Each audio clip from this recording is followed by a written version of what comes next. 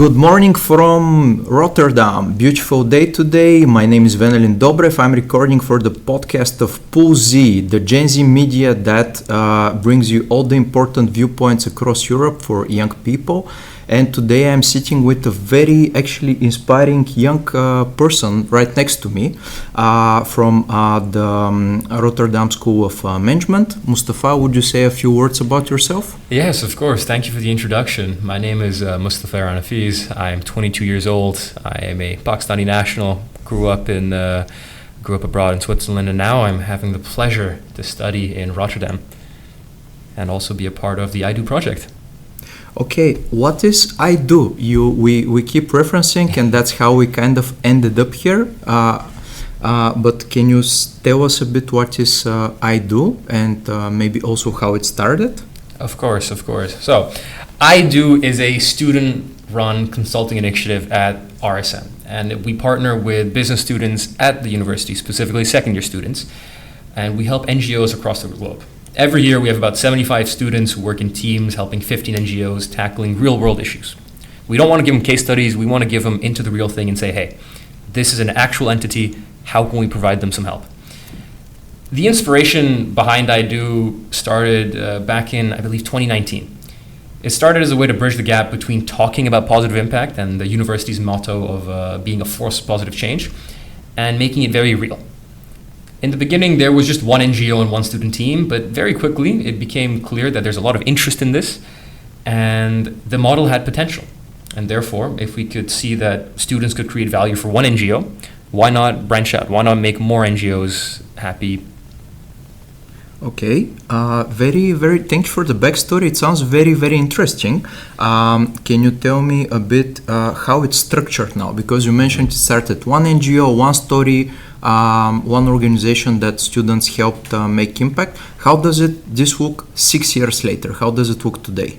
So today the project has two broad phases. First, there is an analysis phase in which the students will look at, okay, what is the NGO? What is their environment? How can we help them? What are the different problems they're facing? All of these things. You're very general, hey, let's get a bird's eye view of everything that's happening, dive into a few things. Then the second phase is the implementation phase. Now, we want to make sure that the insights they create don't just end up on a report on some desk gathering dust. No, we want to make sure that our students actively are involved with giving tangible results to the NGO. Structure-wise, we're 75 students year over year with 15 NGOs, try to rotate them out every year. And that's the structure that's been there for the last couple of years. We've grown a little bit from, I believe, our initial cohort of 60 students, now moving up to then 65 and now 75 where we are today. And how long is the program? The program lasts the full academic year, so from September till round about the end of July. And the back end of that starts a bit earlier for the board members. So let's say 9-10 months, that's almost a full year. And then how do you select your NGOs? Because from what you've told me and what I've come across, we're talking about organizations that solve problems all over the world. Mm-hmm. So it's like not focused in, let's say, Europe or Africa. You do a strong outreach also to gather the relevant organizations that need support. Yes, the outreach is a big part of this. And one of the key criteria we have is the willingness of the NGO to collaborate with students and us. Now, it's great if there's an NGO that has an amazing mission, but if they don't want to work with us, then there's no need for us to push for it or have our students work with a team, an NGO such as that. Rather, we look for NGOs that are willing to collaborate, and there are so many. It's incredible, and it's really heartwarming to see. Aside from that, we look at the different areas they work in. We want to have a diverse selection of NGOs. We try to have a very mixed group every year because it helps us when we're making content, and more importantly, it gives our students diversity in the issues they solve. Not just the same issues year over year, but diversity in both the impact of the NGO and the problems and solutions that our students work on. That sounds perfect. And then you already mentioned some of it, but I just want to make sure that we get the full picture. Mm-hmm. At the end of the day, this is of course about NGOs, mm-hmm. but it's focused about students and mm-hmm. the positive impact it has on them developing as professionals, but also as people. How do you make sure that the experience they get is meaningful and relevant to them? So we have to treat it like what it is, a real consulting project with real consequences. And we try to hammer that into the students because we want them to see that this is not just a case. This is real lives on the other side of this, real livelihoods, and they can make a tangible impact here. So what analysis they do isn't just hypothetical. So the end goal is to make them realize that their skills already matter and what they're doing will have an impact at the end of the day. And that means that they should give it their all. They should really try that, saying, okay, I'm a second year student and I've been given this opportunity. I'm going to make the most of it.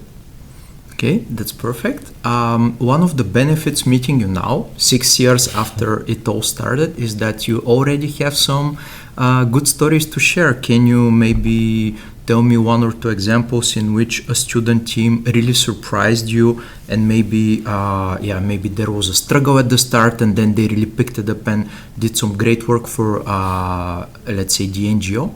Of course. So one that comes to mind is a small team and a small NGO that they initially struggled with focus. As many students do, they wanted to fix everything all at once, fundraising, operations, communications, and that led to a lot of frustration on both sides. You're a team of 5, how much can you focus on, what can you do? And at some point they paused and went back to the NGO and narrowed it down to a question that really gave them focus. What would make the biggest difference in the next 6 to 12 months? And once they had asked that question, they started to align on, okay, here's what we can look at, here's what we can do. They created a clear roadmap and it led to tangible impact at the end. And I'm happy to say that this is a story that I see repeating itself with the tangible impact part. I'm happy to have our students have such energy and commitment when they work with the NGOs. No, that sounds perfect. But speaking of personal stories, you are not always the president. You are not always like the big boss, let's say, running things with the team. You are also part of IDO. What was your experience in IDO, let's say? Yes, I was a part of IDO. And honestly, I had been wanting to be a part of it the second I saw it. I was ready from the very minute that applications opened. Even before that, I found the president and said, hey, it's a really cool initiative you have. And I made sure my face was known. But my own experience with IDO was incredible. And one of the biggest things I took away was a team is able to do anything, but not everything. You really need to focus on what you're doing. So, we started off with many, many different ideas, but we had to narrow it down. And that really stuck with me, especially going forward in my academic career and my life, is that, okay, there's a lot of things in the world you want to do, but you have to really focus on what can I do to make a actual difference and impact. If you're doing 50 things at once, you're not going to do all 50 very well. You have to focus on maybe 2 or 5 things and figure those out and really work on there. So that was my takeaway. And otherwise, aside from the professional speak, it was so much fun. The team I'm with, the NGO team I worked with, I still meet up with them. In fact, it's been maybe 2 years now, but I met up with one in London. I was passing through. And we grabbed coffee together. Then with the other members, we're planning a trip together to Milan, where one of them is currently studying. So that's the other joy of this, is you get to have more friends in different places all over the world and continue to see them. So that was the biggest takeaway for me, is just knowing how to do good work and getting a community to help you with it. That's amazing. And also speaking of also the community, it's not.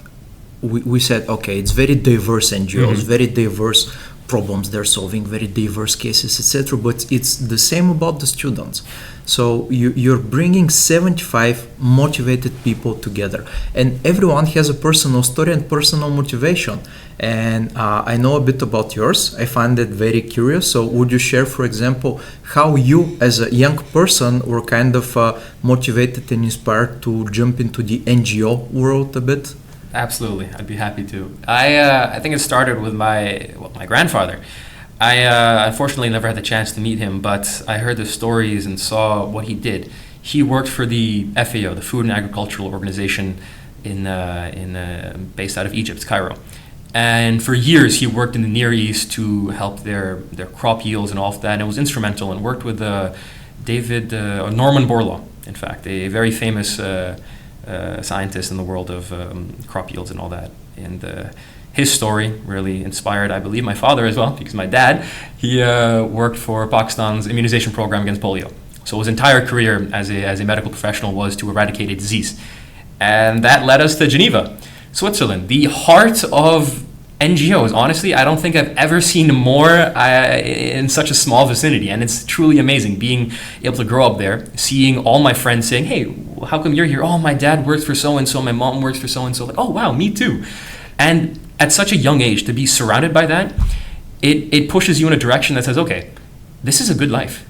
And it's a life that I want to live. So it pushed me that direction. And I know I'm studying business, but this opportunity then presented itself. I do, saying, okay, let's bridge both worlds together and see what kind of impact we can have. So my own story starts from my family, and it pushed me here, and I want to continue in this direction as long as I can, because honestly, I find there's no better job you can have than, well, making the world a bit better.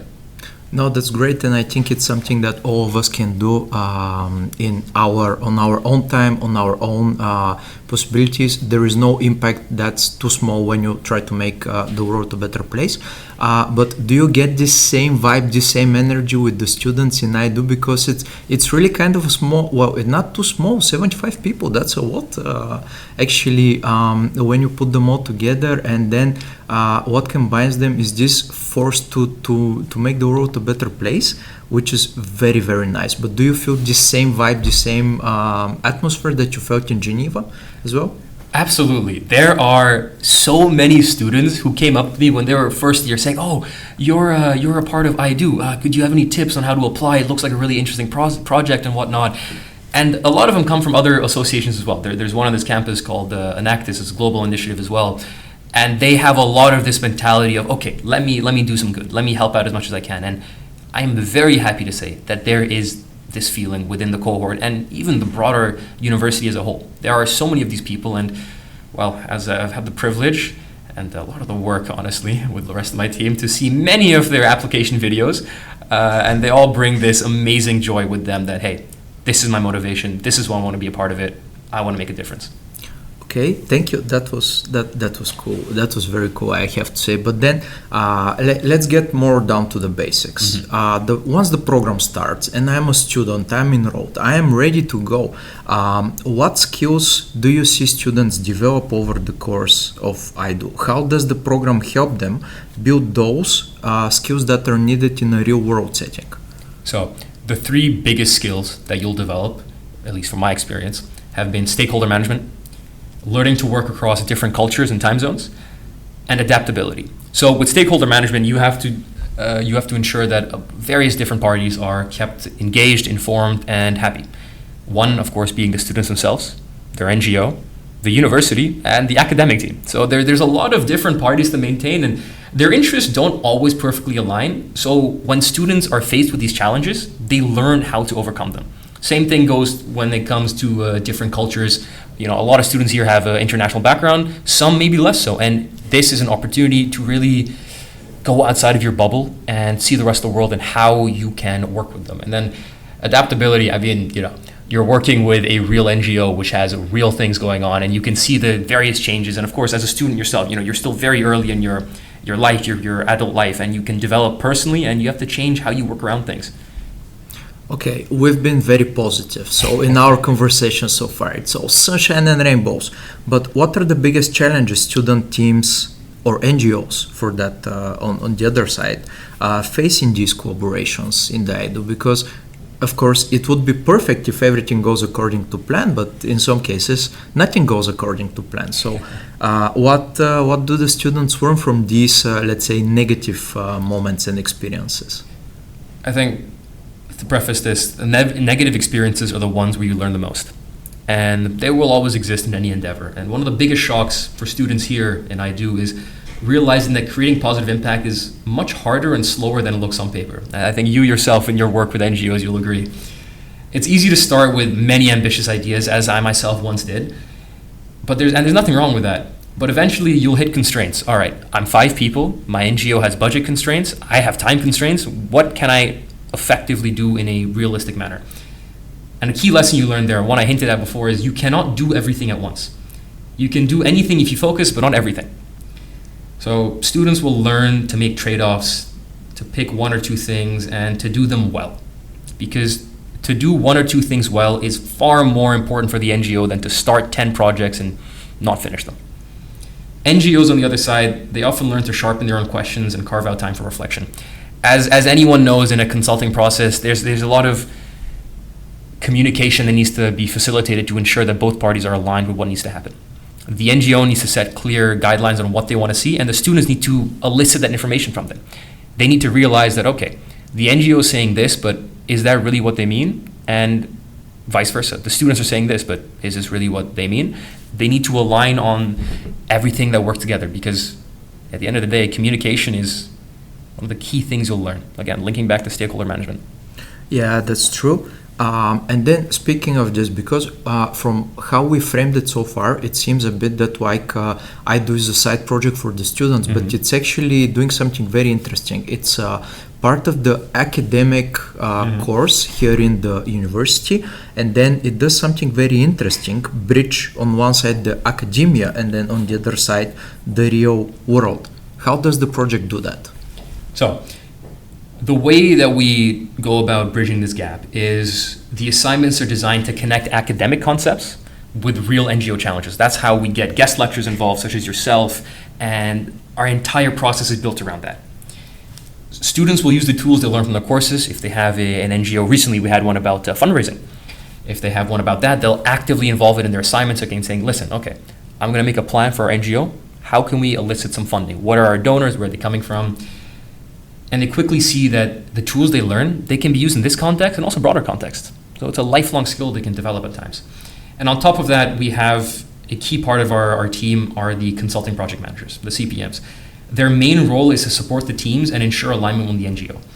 If something's off track, if they sense that the NGO is maybe is getting a bit unsatisfied with the work of the students or vice versa, they step in and say, okay, let's see what's going on. How can we alleviate this, and where can we align? How can we go about that? Let's make some action steps and go about that. So we bridge the gap by ensuring the course is built around academics helping the NGO world and ensuring that there is a communication channel, not just between students, but also between us, the board, the foundation, and the NGO. Okay, so maybe just a short recap just to make sure that I understand it. So students that are part of IDO, so what they learn, let's say in lectures and courses, then they apply it, they link it to the NGO, and then they solve a problem with that. And that's perfect, that sounds very good. But then this also gives them a lot of skills that they carry out in their into the future. But I want to talk about something. How does IDO help students think about this, something that's very relevant for young people today? Purpose versus career. I like that question because that hits at the very ethos of IDO. At its core, IDO asks students a simple question. What can you do to make the world a bit better with the skills that I have or the skills that you have? And that doesn't mean working for a massive global organization, with a fancy title. It means being someone in your community who pushes for responsible decisions. And that community can be in the organization you're working at, your company in future years. That could be within your local community, your commune. It really makes them think. And that is what we're trying to go for. And on a broader sense, we don't want students to see career and purpose as separate things, not career or purpose. We want to see them as in alignment. Especially nowadays when we spend so much of our time working, it's more important than ever to say that what you're working for aligns with who you are as a person and what you believe in. And that's what we try to show to our students. Continuing this this line of speaking about mindset, inspiration, what remains after, I'm sure that you also are faced in the situation, and maybe you're in such a situation yourself, that a lot of people are motivated and then they don't really think about jumping in something new, but then there are a lot of people who have this voice in their head saying, well, I'm too young to make a difference, I'm too young to give advice to somebody who's been already in that many years running their organization. So how do you approach this situation? What kind of advice would you give to young people who are kind of not so confident in their abilities and maybe sharing their opinion or expertise? For these individuals, I would say that the life experience that you have, that's led up to you at this moment, you bring a lot of insights from that. And at times you need to sit down and reflect, saying, okay, what have I learned in all of this, and where can I really help from my personal experience? What makes you unique in this sense? And yeah, I've been in that position myself, saying I'm very young, and these are some very established NGOs. How can I help? Will they listen to me? Am I the right person for this? And that self-doubt, it's normal. It's normal for someone young, as many people face it. And my honest advice is, self-doubt will persist for a long time. And the best way to get over self-doubt is to have something to show for it. And that starts by getting involved in something. That starts by, okay, it might not have to be the biggest step, but a step forward is a step. And that will show you that you are capable of doing something. And that'll help you build the momentum and the confidence to go on and really start this journey of change and impact. That's great, and I think it's very positive for participants. And speaking about like already sixth year in a row, do you track how students continue after they finish the program? What do they do in the next, let's say, couple of years? And basically, do you track how IDO has influenced their let's say career choices, life choices? Do you have something like an alumni network? Absolutely. We track them in a couple different ways. The first is there's an academic side where they send out surveys every year to check in with the students, collect data for research, and see, okay, the students participated in this learning activity, this activity where they really consulted NGO, something very different for many students. How is this affecting them? Research questions are made, professors get this, and our academic liaisons, they use this in their research. The other way, through the alumni network you mentioned, is something that we're in the process of launching. And it's a way for us to, well, honestly, just see how our students are doing. What have they done in their careers, in their lives? And it's really amazing to see the distances that they've gone. Some of them have started their own foundations. Some of them have brought in their work to their corporate lives. And it's a great way to just see what this path can lead to. And furthermore, it's a great way to connect with the people who've done this before you. They can give you their advice, and as with any alumni network, it builds a community that you can use for yourself to help you out and also to help out the rest of the community. We try to keep up active posts and show that, hey guys, we're around, we're doing these amazing activities. If you want, you can be a part of this initiative, and we're always happy to welcome students who have are past alumni to help out in new initiatives. Because, I think what we've learned from IDO is it's something that will stay with you, and we're always open to having them come back. That's perfect. And do you have the other side? Do you have the maybe alumni experience with the NGOs? Do you have, let's say, an NGO that was so happy with the program they wanted support again, but maybe on another topic related to how they run their organization? Or yeah, we do. In fact, we sometimes take NGOs again for another year to help them out in different processes. Sometimes it doesn't have to be consecutive; it can be years apart. And more so than all, we get these NGOs saying, hey, I have another partner in my network that runs something similar. Would they be up for this organization? We vet them through our process, see if they're a good fit. And we've also started to launch a couple other initiatives to keep not just a alumni network of students, but also an alumni network of NGOs. We want to keep them actively involved and say, hey, listen, this isn't just a 10-month thing for us. This is something where we want to keep helping you as long as possible and ensure that you get support and ideas from as many different places that we can think of. And that's something we're also working on. And I have the pleasure to say that the team that is running this is incredible. And it's amazing to see that there is so much motivation and dedication from students who sometimes haven't even been a part of IDO. Not as a student, but they still want to help out, and we're always open to that. And I can't wait to see the fruits of their labor in years to come. That's great. I think something very important that we talked about before we started recording, but it's always very inspiring to mention, is that I do actually started not top down but bottom up. So it was actively driven by students here in the university a couple of years ago, and then that was kind of the domino effect that it spiraled when it was picked up, of course, by the university as an initiative. But I think that's great also. And then going to something a bit the bit bigger picture, because there would be those, of course, who say, "Well, you're doing great things. It's amazing," but then you're working with 15 NGOs, 75 students. That's like a drop in the ocean. Given that we live in a very interesting times, as the people in China would say. Given today global challenges, climate change, inequality, we see this divide everywhere online. How can programs like I Do prepare students, but young people in general, not just to participate in like making the change, but actually leading it? How can I Do create the future leaders that can help solve big issues? That is something that I'm more than happy to talk about. So programs like I Do, we don't claim to solve climate change, inequality on their own. We're not going to say that we're the one-stop solution to everything. But what we can do, along with other programs, is prepare students to work on these problems in a more grounded way. Students will learn to deal with real stakeholders, imperfect data, and the real world. Things aren't perfect, trade-offs happen, and you need to be able to make those decisions.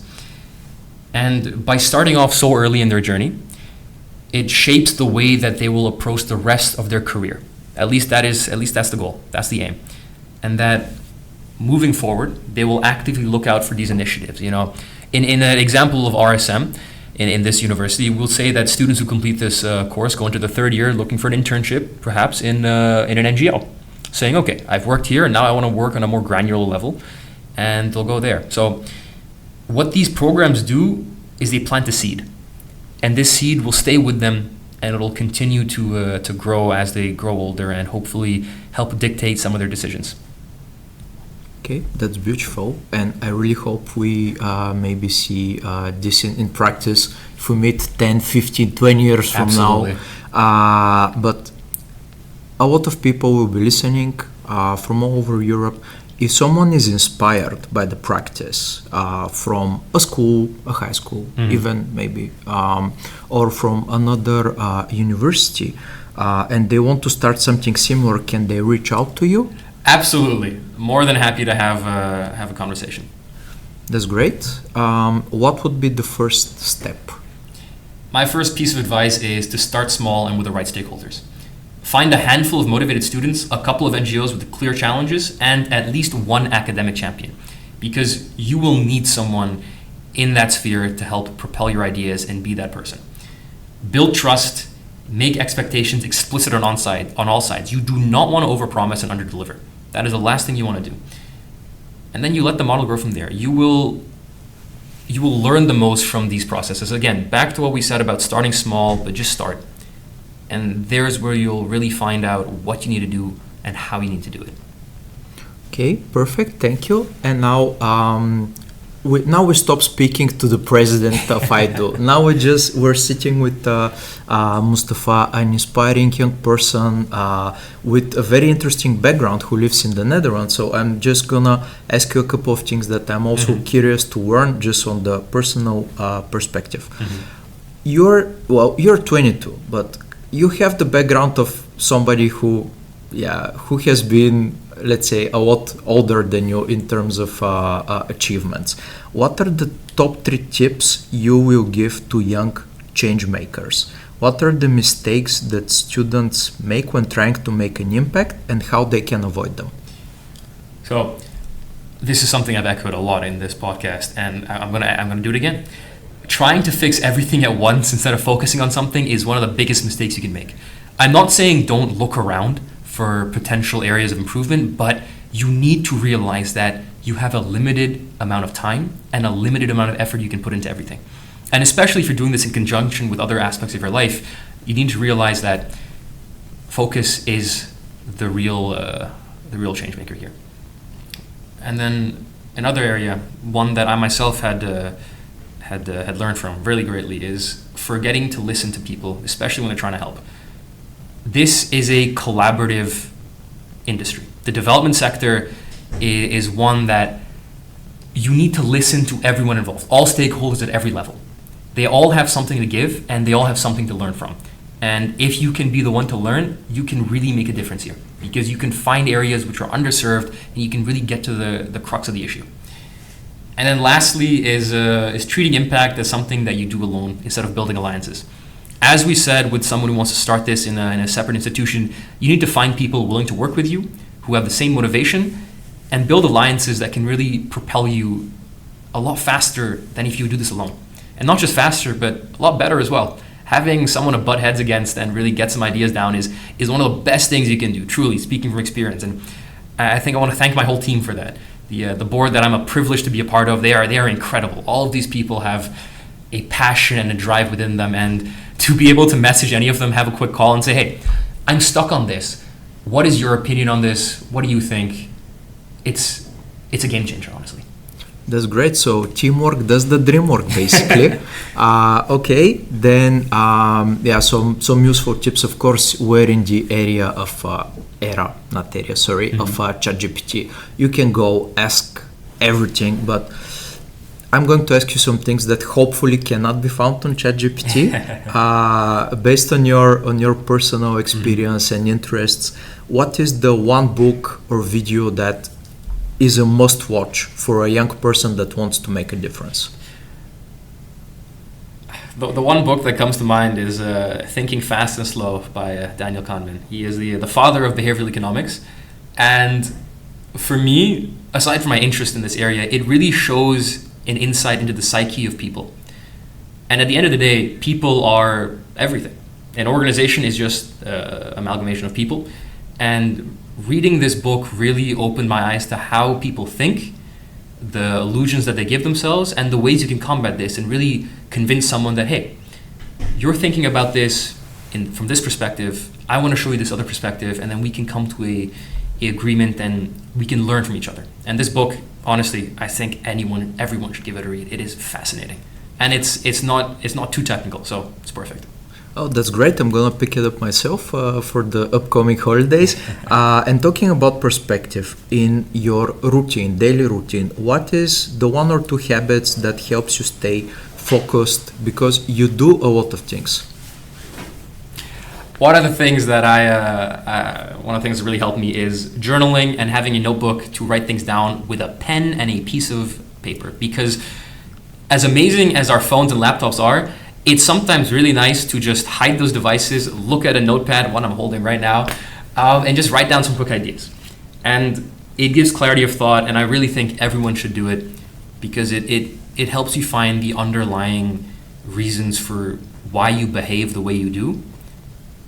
And it gives clarity, something that is ever important in our lives. That is true, and saying it with having only at the moment relying on digital devices, I do miss the pen and paper.